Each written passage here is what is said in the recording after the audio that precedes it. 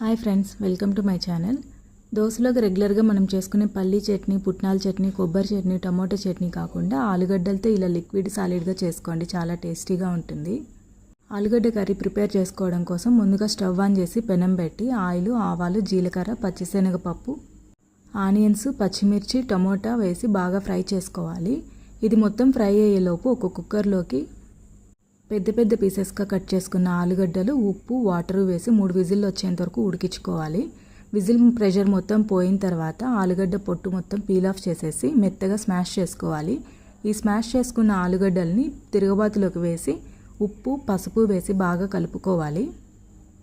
పచ్చివాసన పోయాక కొద్దిగా వాటర్ వేసి కలుపుకుంటూ ఇలా ఉడికించుకోవాలి. ఒక 5 to 10 మినిట్స్ సిమ్లో పెట్టి ఉడికించుకుంటే సరిపోతుంది. చూడండి, బాగా ఉడికిపోయింది. ఇలా ఉడికిన తర్వాత స్టవ్ ఆఫ్ చేసేసుకోవాలి. అంతే, టేస్టీగా ఉండే ఆలు కర్రీ రెడీ.